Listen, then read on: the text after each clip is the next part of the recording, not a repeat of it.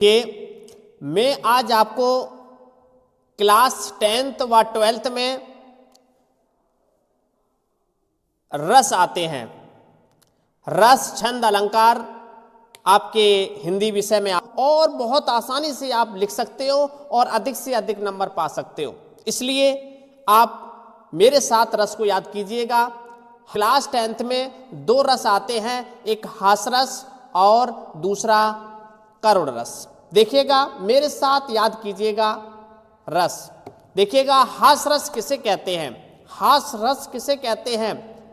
हास रस की परिभाषा है जब किसी व्यक्ति की वेशभूषा तथा उसकी आकृति को देखकर हमारे हृदय में हास या हंसी नामक भाव उत्पन्न होता है, उसे हम हास रस कहते हैं। क्या बताया मैंने? जब किसी व्यक्ति की वेशभूषा तथा उसकी आकृति को देखकर हमारे हृदय में हास या हंसी नामक भाव उत्पन्न होता है, उसे हम हास रस कहते हैं। देखिए, जब कहीं जाते हैं और किसी व्यक्ति को या किसी जोकर को देखकर हमारे हृदय में क्या आने लगती है? हंसी आने लगती है। तो इसका स्थायी भाव हंसी है। इसका स्थायी भाव क्या है? हंसी। और इसका उदाहरण समझिएगा। उदाहरण क्या है? इंद के बासी उदासी तपोव्रत धारी महाविनु नारी दुखारे गौतम तिय तरी तुलसी सो कथा सुन में मनुबंदी सुखारे।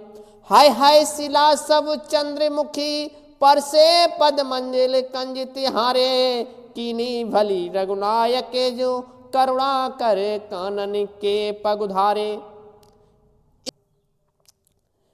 करुण रस की परिभाषा क्या है? करुण रस की परिभाषा को हम आसानी से याद कर सकते हैं। जब किसी व्यक्ति की वेशभूषा तथा उसकी आकृति को देखकर या किसी प्रसिद्ध वस्तु के नष्ट हो जाने पर हमारे हृदय में दुख नामक भाव उत्पन्न होता है, उसे हम करुण रस कहते हैं। क्या बताया मैंने? जब किसी व्यक्ति की वेशभूषा तथा उसकी आकृति को देखकर या किसी प्रसिद्ध वस्तु के नष्ट हो जाने पर हमारे हृदय में जो दुख नामक भाव उत्पन्न होता है, उसे हम करुण रस कहते हैं। इसका स्थायी भाव शोक है। इसका स्थायी भाव क्या है? शोक।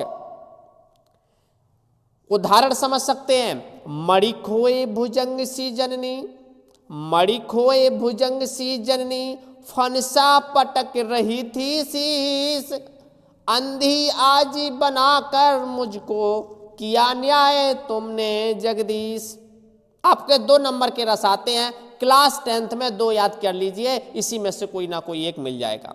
ठीक है। इसी प्रकार हम आपको छंद याद कराएंगे और हम इसी प्रकार आपको अलंकार याद कराएंगे। तो बिल्कुल आसानी से आप यानी कि रस छंद अलंकार याद मेरे साथ कर सकते हैं, बिल्कुल आसानी से। और यदि आपको मेरा चैनल अच्छा लगता है तो मेरे चैनल को सब्सक्राइब करें, लाइक करें और अधिक से अधिक शेयर करें।